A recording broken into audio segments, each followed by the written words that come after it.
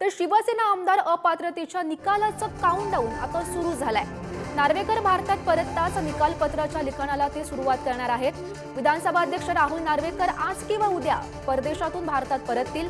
निकालपत्रासाठी आवश्यक पुरावे एकत्र करण्याचं काम सध्या सुरू आहे। निकालपत्र लिहिण्याआधी दिल्लीत सॉलिसिटर जनरल यांच्याशी नार्वेकर चर्चा सुद्धा करणार आहेत। महत्त्वाची बातमी आपण सध्या पाहतोय, शिवसेना आमदार अपात्रतेच्या निकालाचं काउंटडाऊन सुरू झालं आहे। नार्वेकर भारतात परतताच निकालपत्राच्या लिखाणाला सुरुवात सुद्धा करणार आहेत आणि या संदर्भात माहिती देत आहेत आमचे प्रतिनिधी पंकज गैवी सध्या आपल्या सोबत आहेत। पंकज, शिवसेना आमदार अपात्रतेच्या निकालाचं सध्या काउंटडाऊन सुरू झाल्याचं समजतंय।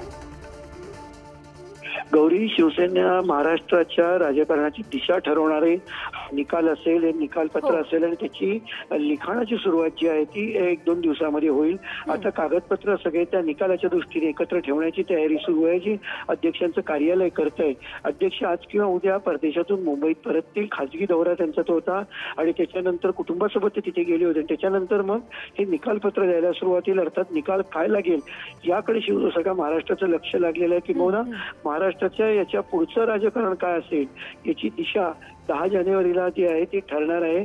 मात्र त्यापूर्वी दिल्लीमधून सॉलिसिटर जनरल यांचे जे मत आहे ते सुद्धा कायदेशीर मत घेतलं जाईल आणि सर्व प्रकारे कायदेशीर दृष्ट्या योग्य अशा पद्धतीने निर्णय घेण्याचा अध्यक्षांचा प्रयत्न असेल। मात्र अध्यक्ष काही दिवसांपूर्वी बोललेले की निकाल हा ऐतिहासिक असेल।